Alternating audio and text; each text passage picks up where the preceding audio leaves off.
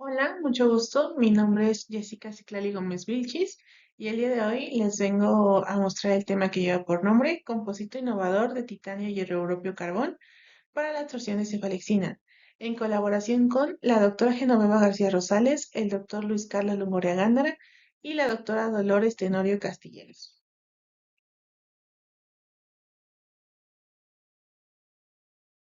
Este es el contenido que les mostraré a lo largo de la presentación, que va desde introducción hasta referencias. Para entrar un poquito en contexto, me gustaría hablarles un poquito sobre los antibióticos. Se estima que en los últimos 50 años ha ido aumentando el consumo de estos mismos, teniendo un consumo anual de 100.000 a 200.000 toneladas, donde únicamente se metaboliza el 30% en humanos y el 10% en animales. Los antibióticos más consumidos son las cefalosporinas, macrólidos, quinolonas, penicilinas, aminoglucósidos, tetraciclinas, entre otros. Además, es importante mencionar que se ha encontrado la presencia de estos antibióticos en aguas residuales, aguas superficiales, agua potable, agua de consumo humano y algunas verduras. Estos contaminantes suelen generar ciertos efectos en algunos seres vivos, como lo es la genotoxicidad y la citotoxicidad. Cabe resaltar que en México no hay una norma que establezca límites máximos permisibles de estos antibióticos en el agua. Sin embargo, existe la norma mexicana ECOL 068-1994, la cual establece límites máximos permisibles, pero únicamente en la demanda bioquímica de oxígeno en efluentes de industrias farmacéuticas. Sin embargo, en Estados Unidos, a través de la EPA y su ley de agua potable segura, establece límites máximos permisibles, pero únicamente de algunos fármacos. Dentro de los antibióticos más consumidos tenemos a la cefalexina, el cual es un antibiótico que se utiliza comúnmente para tratar infecciones causadas por bacterias gram negativas y gram positivas, específicamente infecciones respiratorias, de oído y de riñón. Cabe destacar que dentro de la estructura química de la cefalexina tenemos dos anillos importantes. El primero es el de color azul, que pertenece a los butalatámicos, y el segundo en color verde, el dihidrotracina, que pertenece a las cefalosporinas. Además, se ha encontrado la presencia de este antibiótico específicamente en pescados de consumo humano, como lo es la trucha arcoíris, pez sierra y pez pavo real, en concentraciones que van de 3,5 a 112 microgramos por kilogramo. Es por ello que surge la necesidad de buscar remover estos contaminantes del agua y bueno, se han utilizado técnicas como lo son membranas, fotodegradación y adsorción. En esta investigación nos centramos en el proceso de adsorción, en el cual el contaminante, en este caso la cefalexina, va a ser removido del agua mediante una superficie sólida, el cual es nuestro absorbente, en este caso el biocarbono modificado. Cabe destacar que estos biocarbones comúnmente se obtienen de residuos orgánicos, es por ello que su costo de producción disminuye, teniendo características favorables como su estructura porosa, resistencia a la corrosión, buen área superficial, conductividad y estabilidad en medios ácidos o básicos. Cabe resaltar que las interacciones que pueden ocurrir entre contaminante y material pueden ser físicos, como las fuerzas de Van der Waals, y químicos, como enlaces más fuertes. Sin embargo, surge la necesidad de modificar el absorbente para mejorar la capacidad de absorción del mismo. Es por ello que en este trabajo utilizamos titanio, hierro y europeo, lo cual nos trae buenas propiedades como baja toxicidad, fuerte por oxidante, una excelente área superficial, estabilidad química y buena retención de grupos funcionales. En cuanto a la metodología, se siguió la siguiente. Se utilizaron semillas de aguacate, las cuales fueron trituradas, lavadas y secadas, para posteriormente tamizarlas a un tamaño de malla 20. Posteriormente se lavó repetidas veces para quitar todo el color del material y ya la semilla una vez lavada se modificó químicamente con titanio, hierro y europio. Después se llevó a cabo el proceso de pirólisis en el cual nuestro material se mete a un horno de pirólisis en una atmósfera inerte, en este caso fue con gas argón, a una temperatura de 650 grados Celsius durante 3 horas. Para las pruebas de absorción se utilizó una concentración conocida de cefalexina y una cantidad de absorbente. Se realizaron las pruebas a diferentes parámetros como lo es tiempo, concentración, temperatura y pH. Posteriormente, el material se caracterizó antes y después del proceso de absorción por microscopía electrónica de barrido, espectroscopía fotoelectrónica de rayos X, área superficial por el método de Bell y punto isoeléctrico. En cuanto a resultados, podemos observar en la morfología que antes de la absorción tenemos la presencia de cavidades amorfas que están unidas entre sí y forman una especie de panal.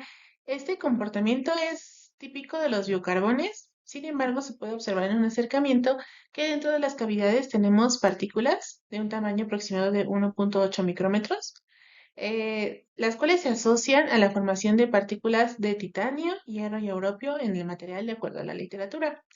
Después de la absorción podemos observar que la morfología no se ve modificada, sin embargo se ve un poco desgastada, lo cual se puede atribuir a la interacción que hubo entre el contaminante y el material. Posteriormente, en el porcentaje atómico elemental encontramos la presencia de carbono, oxígeno, titanio, hierro y europio, donde se puede observar que en el caso de carbono tenemos un aumento significativo, lo cual se asocia a la absorción del contaminante en el material.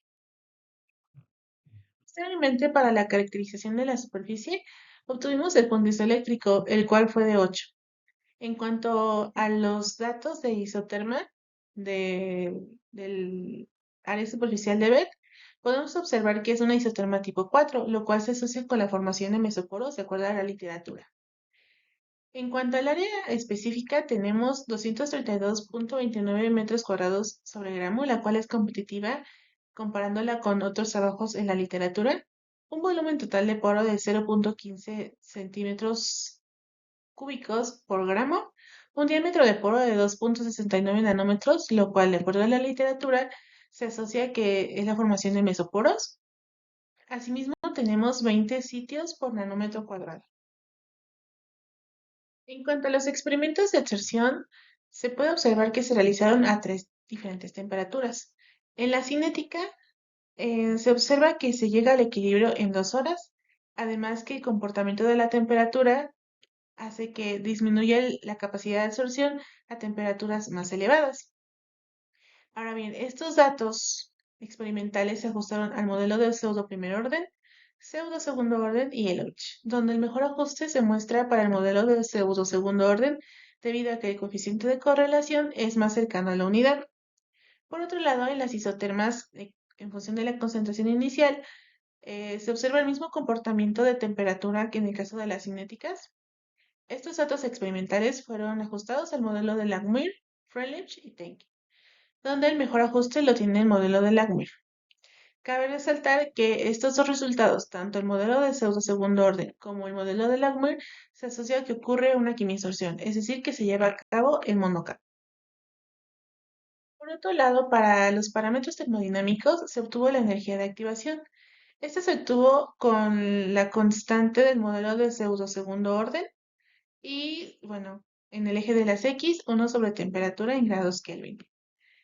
La energía de activación nos da de 52 kilojoules por mol, lo cual, de acuerdo a la literatura, si tenemos una energía de activación mayor a 40 kilojoules por mol, ocurre una quimisorción debido a que se requiere mayor energía para que ocurra el proceso.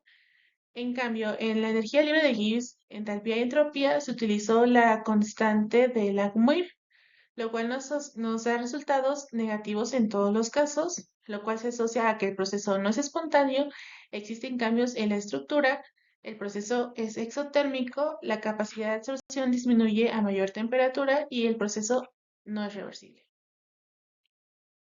Posteriormente, para el efecto del pH en la absorción de cefalexina, podemos observar que el porcentaje de remoción aumenta de pH 2 a pH 7 y posteriormente va disminuyendo gradualmente de 7 a 12. ¿Esto a qué se atribuye? Bueno, recordemos el punto isoeléctrico, es de 8 en el material. Por debajo de ese punto isoeléctrico tenemos nuestro material cargado positivamente y por encima de ese pH lo tenemos cargado negativamente.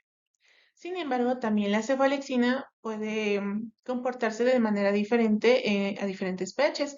Por ejemplo, por debajo de 3.1 la tenemos en forma catiónica, de 3.1 a 7 en forma dipolar y mayor a 7 en forma aniónica. A continuación les voy a mostrar el mecanismo propuesto de absorción. Para ello es importante conocer la estructura que se propuso del material y por ello realizamos el análisis XPS, donde encontramos estados energéticos de carbono 1s, nitrógeno 1s, titanio 2p, hierro 2p, europeo 3d. Ahora bien, específicamente en carbono 1s encontramos los estados energéticos de carbono doble enlace carbono, carbono nitrógeno, carbono oxígeno y carbono oxígeno. Posteriormente, para oxígeno 1s encontramos oxígeno, carbón, doble enlace oxígeno, oxígeno, carbón, oxígeno, doble enlace carbón y oxígeno unido a un metal, el cual puede ser titanio, hierro o europio. Posteriormente, en nitrógeno 1s encontramos el nitrógeno en forma de pirrol y en forma de piridina. En cuanto al titanio, lo tenemos en sus estados 3 más y 4 más. Para el hierro, en hierro 3 y hierro 2. Y finalmente en europio lo tenemos en europio 2 y en europio 3. Para el mecanismo de absorción utilizamos los resultados de porcentaje atómico elemental y de XPS. Además, también recordemos que el proceso se lleva a cabo en una forma química, entonces tenemos enlaces más fuertes. Sin embargo, también pueden coexistir tanto la absorción física como la absorción química. Esta es la estructura que se propuso para nuestro material. Y bueno, los enlaces que pueden ocurrir son puentes de hidrógeno que ocurren entre el oxígeno que está presente en la cefalexina y el oxígeno que está presente en la superficie del material.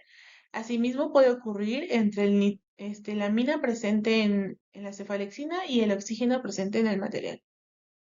En cuanto a la interacción hidrofóbica, tenemos enlaces carbono-carbono entre los metiles de ambas partes. Posteriormente tenemos interacciones electrostáticas, que estas pueden ocurrir con el oxígeno presente en la cefalexina y los iones de los metales, como lo puede ser europio, titanio o hierro. Posteriormente, los enlaces covalentes pueden surgir entre los carbones de la cefalexina y el oxígeno presente en el material. Además, cabe resaltar que de acuerdo a la literatura puede existir el enlace pp. ¿Esto cómo ocurre? Ocurre entre el benceno presente en la cefalexina y los bencenos presentes en el biocarbón. Sin embargo, se dice que si nosotros tenemos una mayor cantidad de grupos aromáticos en nuestro contaminante, la capacidad de absorción será mayor. Sin embargo, en esta estructura únicamente tenemos un benceno. Finalmente, como conclusión, tenemos que en este estudio se destaca la eficiencia de absorción de cefalexina utilizando un composito de titanio, hierro, europio, carbón, dotando una eficiencia del 80%, es decir, de 160 microgramos por litro. Además, cabe destacar que el rendimiento del compuesto se optimiza en condiciones específicas, a 20 grados Celsius y un pH 7, con un tiempo de contacto de 2 horas, lo cual demuestra que el material es eficiente y es estable. Para el mecanismo de absorción está descrito por el modelo de Hou-Mackey, es decir, el modelo de pseudo-segundo orden y la isoterma de Lagrange, lo cual indica que la eliminación de cefalexina se produce por medio de quimisorción, lo que refleja que hay fuertes interacciones entre el compuesto y el contaminante. Finalmente, tenemos que en el análisis termodinámico, el proceso que ocurre es exotérmico con una eficiencia decreciente a temperaturas más altas, es decir, que el material funciona mejor a temperaturas frías. Estas son algunas referencias que se siguieron para realizar esta presentación. Y bueno, finalmente me gustaría agradecer a CONACYT por otorgarme la beca para realizar el doctorado en el Instituto Tecnológico de Toluca. Muchas gracias.